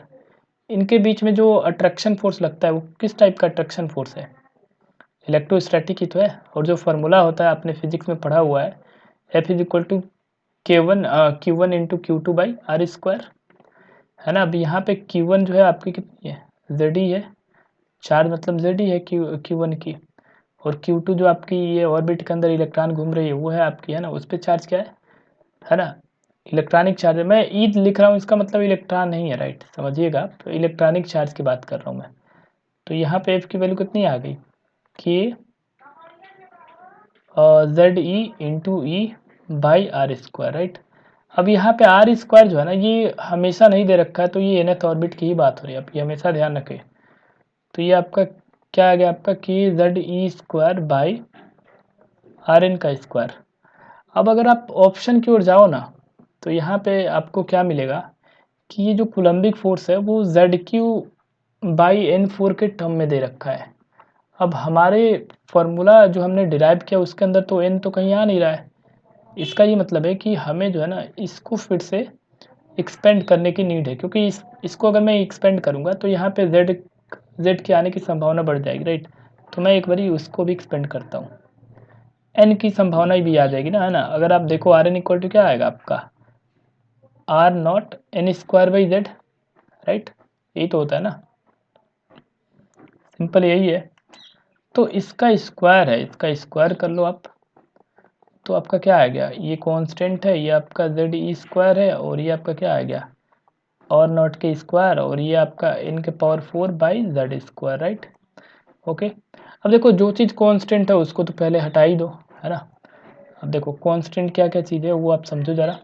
कांस्टेंट आपका ये तो है ही, ये अभी कांस्टेंट ही है आपका, है ना। और ये आपका इलेक्ट्रॉनिक चार्ज है, ये आप जानती हो कांस्टेंट है। इलेक्ट्रॉनिक चार्ज कितना होता है, -1.6 इंटू 10⁻⁻19 कूलम ना, राइट। आर नॉट आपको मैंने अभी बता ही दिया, 0.53 एंगस्ट्रॉम के इक्वल होता है, ये भी कांस्टेंट ही है। के भी जो है आपका ये भी कांस्टेंट ही है, ये आप जानते ही हो, है ना, क्लियर है। और आपका क्या कांस्टेंट था, z आपकी कांस्टेंट ही है। अच्छा z कांस्टेंट नहीं है, यहाँ पे कांस्टेंट वैसे होती है, कांस्टेंट यहाँ पे लिया नहीं गया, ठीक है। और आपका वैसे तो कुछ और है नहीं, ठीक है। तो अब सबको आप निकाल दो बस, अब जो बच रहा है उससे आप रिलेशन देख लो। तो ये जो हुआ किसका डायरेक्टली प्रोपोर्शनल हो गया, देखो z बाई क्या आ गया आपके पास, z by n4 by Z square, right, यही आ गया। आप इसको जब सॉल्व करोगे किसके इक्वल आ जाएगा, ये जेड स्क्वायर ऊपर चला जाए, जेड क्यू आ जाएगा, जेड क्यू बाई n4, है ना। तो ये आपका एक रिलेशनशिप डेवलप हो गया यहाँ पे कि जो फोर्स होगा वो डायरेक्टली प्रोपोर्शनल हो गया जेड क्यू बाई एन के पावर 4, राइट। तो आओ एक बारी मैच आउट करते हैं, जेड क्यू बाई एन के पावर 4, राइट, ठीक है ना। ये मैच हो रहा है, बिल्कुल आप देख सकते हो ये मैच हो रहा है, ठीक है। तो इसका क्या मतलब है कि ये जो फोर्थ है ना वो भी हमारे पास बिल्कुल सही है, ठीक है ना। ये फोर्स भी सही है, मतलब कौन कौन सा सही है, ये हो गया आपका सही और ये हो गया। तो आपका ऑप्शन डी जो है वो बिल्कुल करेक्ट है। ये काफ़ी ज़्यादा इंपॉर्टेंट क्वेश्चन था, ठीक है। इससे क्वेश्चन आपका आ ही जाएगा, कोई ना कोई फार्मूले पे आपके क्वेश्चन आपके, ठीक है ना। क्वेश्चन नंबर 72 पे चलते हैं, ठीक है। काफ़ी अच्छा क्वेश्चन है ये भी, बहुत ही बढ़िया क्वेश्चन है। अब यहाँ पे ये क्वेश्चन पढ़िए आप, the kinetic energy of an electron in the second Bohr's orbit of hydrogen atom is equal to this, okay. The value of 10 into X is, okay. A naught जो है आपका यहाँ पे रेडियस दे रखा है, ठीक है। तो आप इसको भी कंसीडर करके रखना, क्लियर है ना, ओके। तो चलिए एक बार हम इसको फटाफट से सॉल्व कर लेते हैं। आपके पास क्या क्या गिवन है, देखिए आप, काइनेटिक एनर्जी आपको गिवन है किसके लिए, काइनेटिक एनर्जी या electrons in second Bohr orbit. Second Bohr orbit का क्या मतलब हो गया, R2 की बात हो रही है ना यहाँ पे। इसके लिए काइनेटिक एनर्जी कितना दे रखा है, h square X M A naught का स्क्वायर, राइट। अब यहाँ पे एक चीज़ और याद रखिए, ए नोट जो है यहाँ पे वो रेडियस माना गया है, ठीक है ना। तो ये भी हमें ध्यान रखना पड़ेगा, क्लियर है। तो सबसे पहले तो हमें काइनेटिक एनर्जी लिखना पड़ेगा। काइनेटिक एनर्जी हमारे पास क्या होता है, kinetic energy equal to half M B square. अब यहाँ पे समझने वाली बात ये है कि अगर हमने हाफ एम बी स्क्वायर लिख दिया तो हम इसको इससे कंपेयर कर नहीं पाएंगे, क्योंकि इसके अंदर क्या है, आप देखो ध्यान से थोड़ा, इसके अंदर यहाँ पे प्लैंक कांस्टेंट आ रखा है, ए नोट आ रखा है ना। तो यहाँ पे कंपैरिजन करना मुश्किल हो जाएगा। तो हमें कुछ ऐसा इसको कन्वर्ट करना पड़ेगा जिसके अंदर आपकी प्लैंक कांस्टेंट वगैरह आ जाए, रेडियस वोडियस आ जाए, है ना। तो एक ही इक्वेशन ही है, अगर आपको थोड़ा सा याद हो तो, है ना। जो आपका लीनियर मोमेंटम होता है इलेक्ट्रॉन का, ठीक है, जो आपका लीनियर मोमेंटम होता है, जो भी आपका इलेक्ट्रॉन घूम रहा है ऑर्बिट के अंदर, linear momentum is equal to क्या होता है, NH/2 पाई, है ना। ये तो पढ़ा हुआ है ना। लीनियर मोमेंटम इक्वल टू क्या होता है, MVR इक्वल टू NH/2 पाई, ठीक है। तो MV इक्वल टू क्या आ गया आपका, NH/2 पाई R। ये आपको समझना पड़ेगा कि ये मैं बार बार ये सब क्यों कर रहा हूँ। ये मैं इसलिए कर रहा हूँ क्योंकि हमें ना इसको काइनेटिक एनर्जी हमें चेंज करना पड़ेगा, नहीं तो हम ये एक्सप्रेशन नहीं डेवलप कर पाएंगे जिसके अंदर H भी हो, R भी हो, राइट। तभी तो हम कंपेयर कर पाएंगे ना इसको। तो इसको ना स्क्वायर करो आप दोनों साइड से, एन स्क्वायर एच, इसको मैं डायरेक्ट स्क्वायर कर देता हूँ, ठीक है। ये आपका कितना आ गया, 4 पाई स्क्वायर, तो ये R स्क्वायर हो गया, राइट। ये आपका M स्क्वायर, ये V स्क्वायर हो गया, ये आपका हो गया N स्क्वायर H स्क्वायर, और ये 4 पाई स्क्वायर R स्क्वायर हो गया, क्लियर है। तो यहाँ पे केवल आप काइनेटिक एनर्जी रहने दो, एम बी स्क्वायर आप रहने दो, एम को इधर लेके आ जाओ।